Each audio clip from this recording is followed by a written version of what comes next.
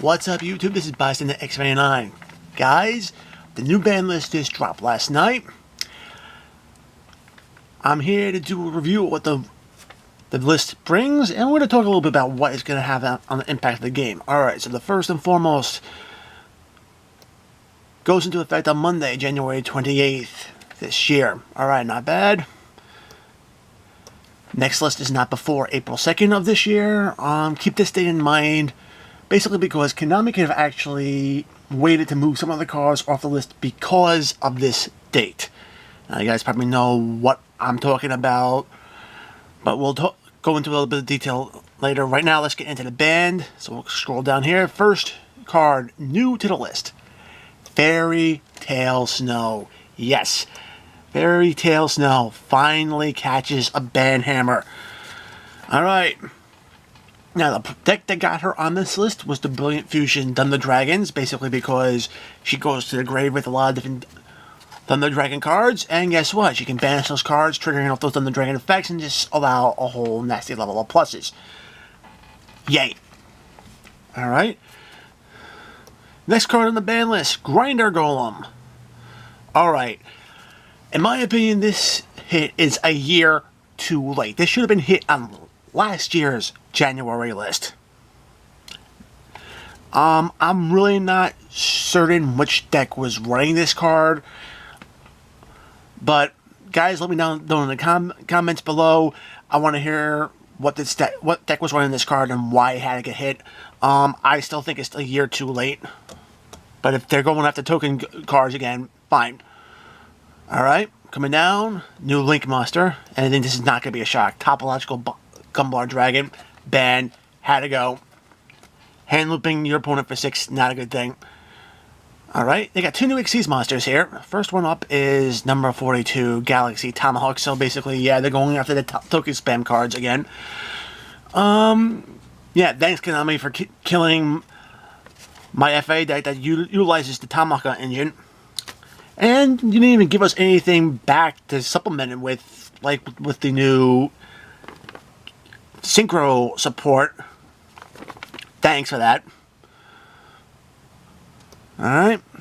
Number 86, Hero Champion Rangaminiad. Yeah. Can't play Yu-Gi-Oh card. Gotta be banned. So that's not a big deal. Moving on. Down here, we got one spell. New spell to the list. Soul Charge. Yeah, people were bitching about it. Yeah, it was a good run, but it's time to say goodbye. Extending, even if you give up life points, 1,000 life points per card, and your battle phase, yeah, the card had to go. Okay, cards and limited list. Cards that come out, one card that came off right here. Chaos Emperor Dragon Envoy of the End. We got the jump promo. It came on off, so finally, okay. New card off the list. Oh my god, they released Cyberstein. Wow. Okay. This has got a nice interest. This is raising my eyebrows, I'm not going to lie to you. I'm seeing this in not Cyber Dragon decks. Well, Cyber Dragons could probably use it. I'm seeing this more on Blue Eyes decks. Spend 5,000 life points, get the Blue Eyes Ultimate on the field, slap down Megamorph. I mean, it does scream that play. I mean, I'm thinking this might be more in support for the speed duels, since they're not really using links, and the only extra deck mechanic that's available to speed duels is fusion. So, but this coming back is pretty good. Alright, new to the list, being limited to 1, Dark Griffer goes to 1. Alright, a hit to the Dark Turbo deck, so we just Dark Turbo Warrior decks basically lost both of their end plays, and now they lost another key piece out of their deck. Alright, so they lost their extender, they lost 2 of their end plays, and they lost Dark Griffer. Yeah, deck's dead. Alright, another card that came down off the list. Sure, it's Strategies of Necros. Now, this is one of the cards I think that Konami could have actually waited on bringing off. I know they want to build hype for Dual Power, or Duelist Power, or whatever it's going to be called. It comes out maybe April 3rd. Alright, the way I see it, this card could have waited until the April list. I mean, there's already enough hype around that particular release, they didn't need to do this now to build more hype. I'm sorry, they didn't need to do this. This could have waited.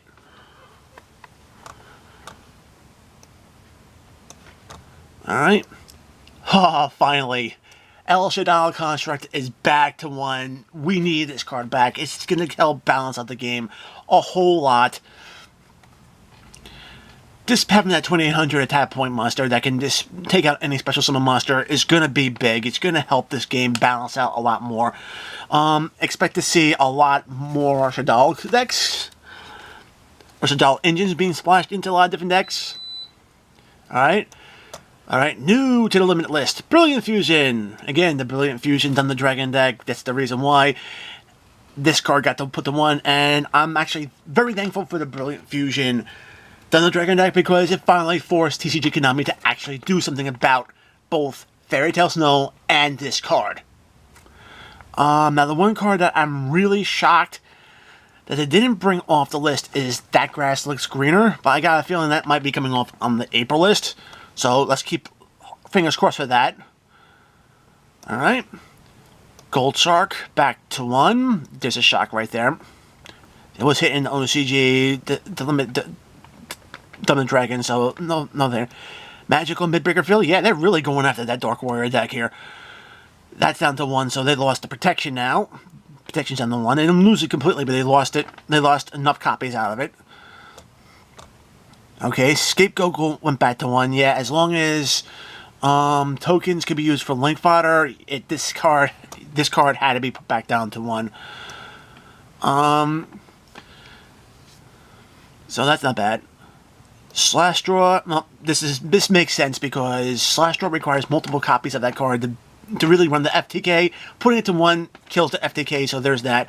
Now, a lot of people I know wanted Saruja to go, but here's the thing.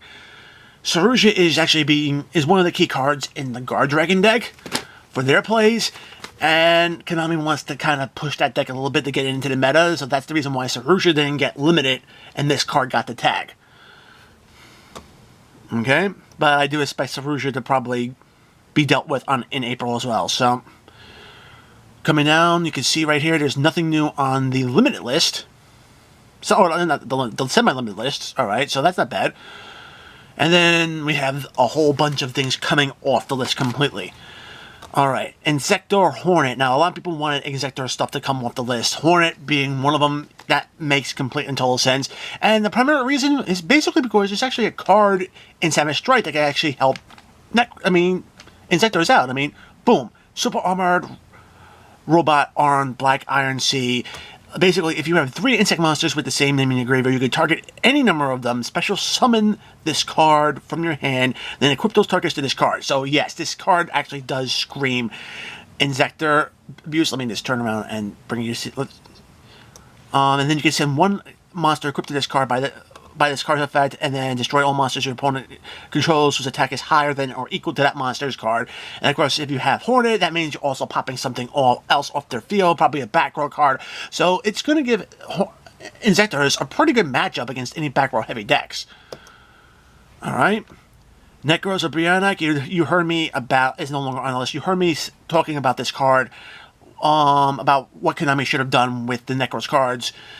With Shuret, I still believe they could have waited. There's enough hype around Duelist Power, the fact that they're reprinting the Necros cards in that set, that they didn't have to move these cards off the list now. They could have waited to April. Alright, Evil Swarm Exciton Knight. Oh man, it's not limited, it's unlimited, which means we can run multiple copies of this card in any rank 4 decks. So rank 4's the rank 4 toolbox just got a major plus. And not only that, but let's just turn around and take a look at here, the next card, the spell card. Interrupted Kaiju Summer is also no longer unlimited, which means we can now run that Kaiju suite in our side decks and really make things sing. To be honest, both Exciton and Kaiju Slumber, these cards are kind of giving me the signal that Konami wants to try to balance out the game a little bit more and then bringing back board wipes. Yo, Konami, you see this video? You should have brought back Dark Hollow 2. Just saying. Another card that I see that they're looking to turn around and try to break overextending link boards with is the Monarch Storm 4th. Oh my god. This card coming back, it gives Monarch such a huge boost. I mean, just with escalation in the Monarchs alone. And not only that, but you could also use this in True Dragos, so True Dragos now can actually run probably, I think, Metaltron in their deck. Still, opponents must get a monster off the field, tribute all their spells and traps, and make it immune to everything. Oh boy, this is going to be an interesting format now. True Dragos just got a boost, and this is definitely going to be something to keep your eyes on. I mean, that plus part of Extravagance. Eradicator Epidemic Virus is no longer on the list. Well, that makes sense. None of the other viruses are on the list. And Konami basically, there's really not that many Dark Tribute decks that are out there that are really to make use of this. I think it's actually a pretty decent card because right now, because you can actually, with the fact that most spell cards are combo extenders, flipping this, tributing off a big Darker Tribute monster and calling out spells can definitely hold down your opponent a lot easier. Alright, Infernity Barrier coming off, well, yeah, nobody's running Infinities, so that makes sense. Wind Up Magician comes off the semi-limited list. Alright, that's not bad. I mean, I don't see any problems with this. I mean, as long as the Might doesn't come off, we don't have the issue of that handler, but I think that's the primary reason why they're keeping Zenmighty on the list. TCG Hyper Librarian, yeah, with Master Rule 4, getting 3 of this card on the field, kind of hard. Getting multiple copies on this field is even harder. Yeah, so I'm not upset with this. And then last one that's coming off the semi-limited list is Limited Removal. And this is a kind of a sad thing to see because machine decks have become so combo-oriented that if the card doesn't extend the combo, it's not being included in the deck, and Limit Removal is such a key card for machine-type strategies. Not having access to it is just, in my opinion, not a good idea. It's at 3 now, so we can run 3 in any machine-type deck, so Cyber Dragons just got have access to this thing. I mean, that can OTK like crazy, and now you can just put monsters on the board and keep doubling their attacks multiple times because there's no once per turn clause on this card. Oh man, that is something. Alright, so let's just scroll back up here to the top. So that's basically the hit 2 things. My thoughts, I think Grinding Golem, in my opinion, I think is token hitting. So I get that, but still, Alright. So let's just go over the big winners and losers. Alright, the big winners of this ban list. Sky Strikers, Altergeists, and Trickstars. Those decks basically got off scot-free or with minimal hits. I know Trickstars lost a Scapegoat out of their deck. Sky Strikers and Altergeists really didn't lose anything. And that, I think, is not going to change much at the top. I think it might push Trickstar up a little bit. And the reason why I'm putting Trickstar in the winners is basically because the loss of that one Scapegoat is going to be offset with all the new support they're getting in Savage Strike, especially Trickstar Carabine. I mean, this card gets you a free body on the field if you control no monsters, or if you control nothing but Trickstar monsters. It's a hand trap for the deck. It's basically an Honest for the R-type, which is awesome. The fact you can special summon it and it's a level 5 actually helps out with the Trickstar Artifact variant. So that's the reason why I'm putting Trickstar as a winner. Now here's the thing. Thunder Dragons, in my opinion, they actually are kind of straddling the line of both winner and loser. The primary reason is that if you go with the more pure build, alright, they only have 1 Gold Sark anymore, but they're getting indirect support in Savage Strike. I mean, they're getting Aloof Lupin. This card is normal summon. You can banish 1 monster from your hand and banish 1 monster with the same type from your deck. So automatically that's going to be setting off so many effects just on its normal summon. And if this card's destroyed by battle, or if this card in its owner's possession is destroyed by an opponent's card effect, you can target one of your banished cards and recycle it. So it does add a lot to the Thunder Dragon strategy. And not only that, but they're also getting Thunderclap Monk, which is basically Another Thunderclap monster. When your opponent activates a monster effect while you control the special summon monster, it has a quick effect. You contribute this card and negate the activation. And if you do destroy it, not bad. The one effect that I think really will help the Thunder Dragons is second effect. If this card is sent from the field to the graveyard, you can special summon one Thunder monster from your hand in defense position. So it gets... you can link this card off and you basically get an extra monster onto the field, and you can do a lot more things with it. So both Aloof Lupin and Thunderclap Monk are going to add things to Thunder Dragon strategy. Alright, you guys heard my opinions about Fairy Tail Snow and Brilliant Fusion, that the Thunder Dragon Brilliant Fusion deck, yeah, finally made TCG Konami do something about those cards. That version of the deck kind of loses. It's really not that playable. Alright, and going forward, FTKs, they're into the losers. FTKs lose out because basically the two major remaining FTKs, in my opinion, were Slashdor FTK and the Gemini FTK. So Slashdor being put to one basically killed that FTK outright. And then with the limiting of Brilliant Fusion, that actually did kind of hit the consistency of the Gemini FTK. I could be wrong. I mean, any Gemini FTK players, if you think I'm wrong, just let me know down in the comments below. I would love to turn around and hear if they're actually playable with just one Brilliant Fusion. I mean, if you guys can find a video of that, even better. Link it in the comments below. I would love to take a look at it. Alright. Dark Warriors, I think, is the biggest loser out of this deck. I mean, they lost their a major combo extender in Soul Charge. They lost their two end pieces of their combos, Gumblar and Rongo. So those are gone. So they really don't have that much of an end play.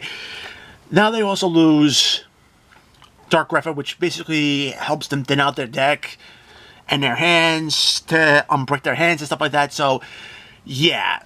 And not only that, Magical Midbreaker Field, their key protection piece is also done on one, so it's going to be harder for them to get into that card. Oh no, that deck's the biggest loser on this deck. Now, Dark Warrior is unplayable, but Goki's not so much. And the primary reason why I'm saying that is basically because they didn't lose Isolde. They didn't lose Summon Sark, which means their combo starter and their combo extender are still available to them. As for end pieces, for Link Monsters, Borlode and Boral Sword Dragon are still out there. Saruja's a thing there, so if they can figure out a way to turbo into that Saruja, they can probably refill their hands multiple times. And not only that, but there's also Borlode Savage Dragon, and they can actually incorporate that easily into their decks because you have Psychic Wielder. I mean, Gokis love to run level 3s, and if you control a level 3 monster other than Psychic Wielder, you can special summon this card from your hand. Okay, so automatically there's a piece, and I know that the Goki Scorpio card is level 5, so you get that on the field with this, and then you bring back the level 5 and a level 3 from the graveyard with Rematch, which is the R-type Soul Charge, in my opinion. That doesn't require life points or giving up your battle phase. You can get this guy out of your hand easily, especially if you use Saruja. Use the one Goki level 3 and Saruja to go into possibly maybe a Boral Sword, and then Synchro into Borlode Savage. Equip one of the Link Monsters you have in your graveyard to it to get Boral counters for negates. It's going to bump up the attack, so yeah, I mean, I don't think Gokis are dead by any means. And personally, I kind of want to see them access more of their R-type Link Monsters, because those R-type Link Monsters, if played correctly, can bring their opponents down to the knees.